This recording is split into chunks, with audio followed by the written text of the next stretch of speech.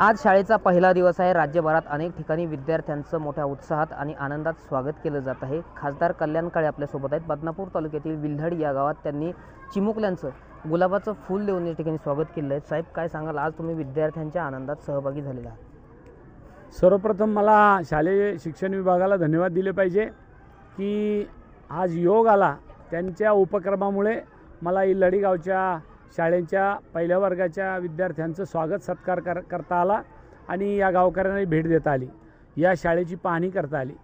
मला या गोष्टीचा आनंद यासाठी आहे, मी स्वतः माझ्या गावी पिसादेवीला तालुका संभाजीनगर इथे इयत्ता पहिलीमध्ये ॲडमिशन घेतली असताना जिल्हा परिषदेच्या शाळेमध्ये प्रवेश घेतला आणि एका जिल्हा परिषदेच्या शाळेतला विद्यार्थी संभाजीनगरला जाऊन पुढचं शिक्षण पूर्ण केलं।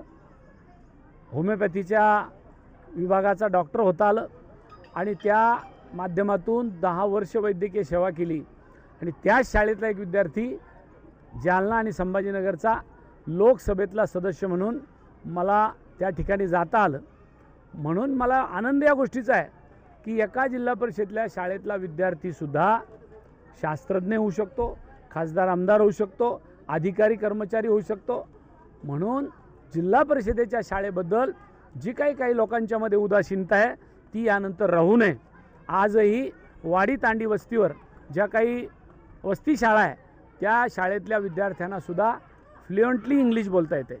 चांगले इंग्रजी माध्यमाच्या शाळेला त्यांनी मागं टाकले।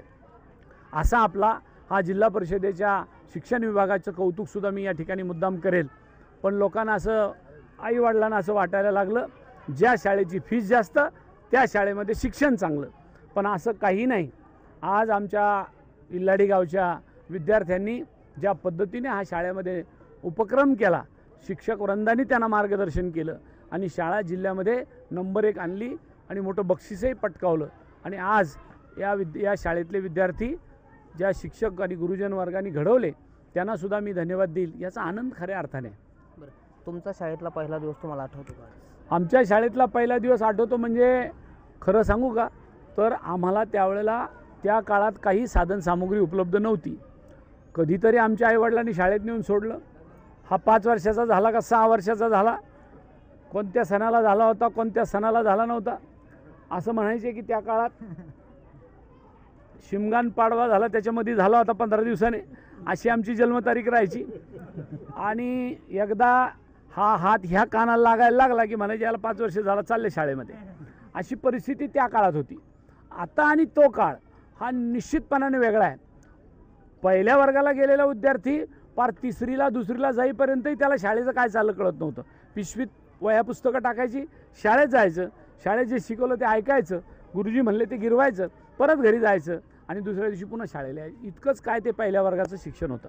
पण हळूहळू जसे वर्ग वाढत गेले तशी त्यावेळेला आकलन शक्ती वाढत जायची। आता मात्र सगळ्या साधनसामुग्री मुलांना ज्या आमच्या काळात वर्ष किंबहुना पदवीधर झाल्यानंतर आम्हाला TV पाहायला मिळाली, आम्हाला संगणक पाहायला मिळालं, आम्हाला मोबाईल हातात मिळाले, आता जन्मताच मोबाईल हातात आहे विद्यार्थ्यांच्या। आणि ह्या सुखसोयी उपलब्ध झाल्यामुळं त्या मुलांना आता आणखीन पुढचं शिक्षण देण्याची गरज आहे। आणि म्हणून मागचा अनुभव वेगळा होता, आताचा अनुभव वेगळा आहे। आणि हा आताचा अनुभवसुद्धा काही आजच्या आज बदल घडला असंही नाही, खूप लोकांनी त्याच्यामध्ये खस्ता खाल्लेला आहे।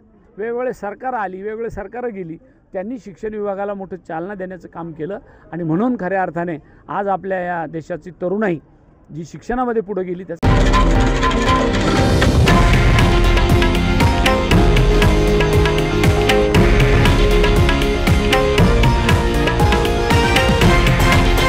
हे आहे देशातील नंबर 1 न्यूज नेटवर्क आणि आपण पाहत आहात TV9 मराठी, एकमेव।